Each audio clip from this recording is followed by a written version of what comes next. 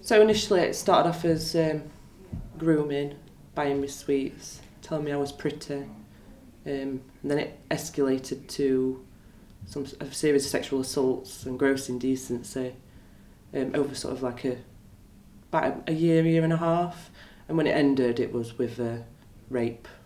It led me to believe that it was a relationship. It was an adult sort of relationship. So he used to say that I was his boyfriend. He used to call me his girlfriend. He said that this is what boyfriend and girlfriend do, but we couldn't tell anybody because they'd stop us.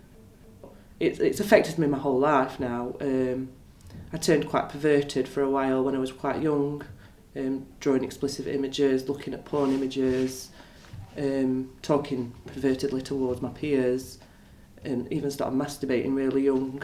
And then as I got older, when sort of normal people my age were learning about relationships and sexual relationships, I found it really difficult because I'd already done all this. And I remember reading a book about age 9 about sex and sort of realising at that point it was wrong, but couldn't accept that it was wrong because I thought that he loved me and he was my boyfriend. Then when I got to teenage years, it was really, really difficult. Like I said, 'cause people were learning about normal sexual experiences, and I repulsed the thought. I couldn't bear the thought of anyone touching me or being around boys, to the point where I started self-harming because I just couldn't understand why I'd already had all this so young. And it even affects me now as an adult. I still have night terrors. I'm very wary of men. I've had very few sexual partners. It took me a long time to trust. It's just been really hard. Anxiety attacks, constant flashbacks, nightmares. It affects everything I do with my own children. I'm so protective of them. I quiz them all the time about where they've been, who they've been around, even at school, and at the childminder, like who's toileted them and silly things like that you wouldn't normally worry about. I've been to numerous counsellors throughout the years, been in and out of the mental health services for many years. There was one counsellor that I finally felt I could open up to, but you only get a very short, through my GP practice, but you only get a very few actual sessions. So I mentioned it and basically said, oh, well, thank you for trusting me, but we haven't got the time anymore, but you can self-refer again in 3 months. So I sort of shut the door again. But then I found this charity ran one local to me, and they specialise in like abuse counselling, and they get a lot more sessions with them. I think they initially give you 20, but they extended mine to 32.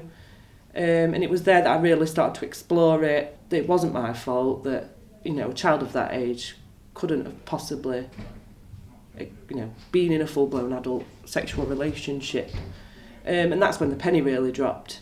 But the problem was, because I only ever knew him as Matt, I never had any other details of him, I had to tell my parents to be able to find out his full name. So with like sort of nudge from my counsellor, she said, right, you're going to have to do it, and when I see you next week, I want you to tell me that you've told your mum. So I kept trying to catch her in person because it wasn't a conversation I wanted to have with her over the phone, but it ended up being over the phone, unfortunately. But she did tell me his full name, and then I did a bit of Facebook tracking and managed to and Googling and found him on Facebook. So then the picture of him was with a little girl, and instantly, as a mother, I thought, oh no, happens if he's done it to her, if he's done it to anybody else, I could have potentially stopped this. And I thought, if people would want to know who's what he's done and want to protect their own children. So it were a couple of weeks after I'd found out his full name that I finally got the strength to actually ring 101 and report it. And from day dot, they were really good with me. They did, but I were really worried about not being believed. That it'd be dismissed because it was such a long time ago. But it's been complete opposite. They've always been supportive. They took all my concerns really seriously, and it's been a hard process, but it was worth it in the end. Definitely worth it in the end.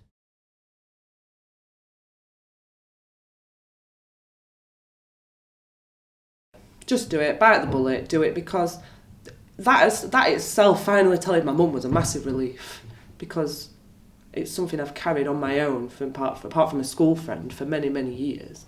And that was alone. Like I did worry she wouldn't believe me, and I shouldn't have, because she did. Of course she did. It was maybe been a bit easier for me because we have no connection with Matthew anymore.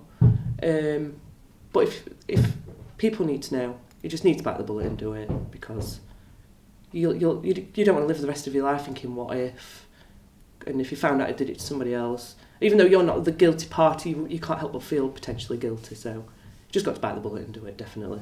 It's been like I said, quite testing at times and difficult, and it's not a nice conversation to have, because the first time I really opened up about what happened was during my police statement. But they were really good. They like, if you need a break, you have a break. There's no pressure. It's a very intense situation, but they do what they can to make you feel comfortable. But most importantly, they do believe you, and they will do everything they can to launch an investigation and hopefully get you the justice that you deserve.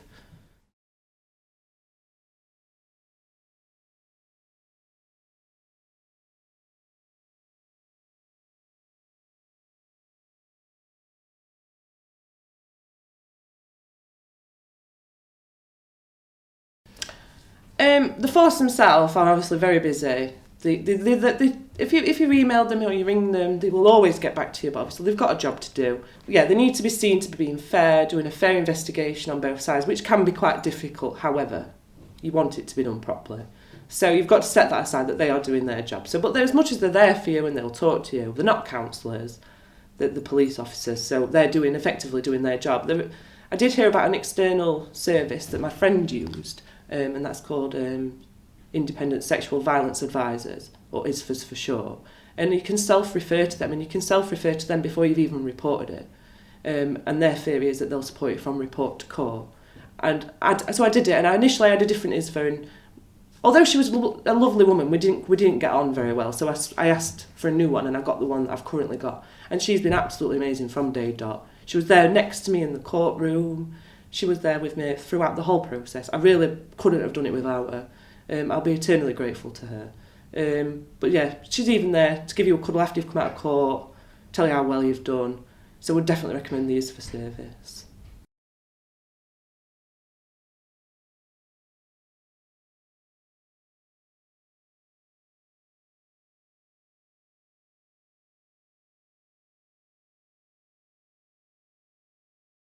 They do the best to protect you from even getting to the building. Like the court we were at, you could go through a side entrance. The witness service would meet you at the door. You'd go through you never had to cross paths with them. And even when you go into the actual court building, when we went up onto the landing, there was nobody there. They'd all been moved on. Obviously the perpetrator's already in the courtroom, and they give you the option from when you report it. If it does go to court, would you like to do it via video link, so you don't have to be in the room at all? Or would you like screens so that you are in the courtroom but you can't see them and they can't see you, and you can't see the public gallery. So that made it a lot easier. I had the screens, and although I was very wary of them being in the room, it was a lot easier because I couldn't physically see them. So that made it a lot easier. I don't think I could have done it if I had to know that more that he could see me. But there is the option that you don't even have to go into the courtroom if you don't want to. There is the video link options.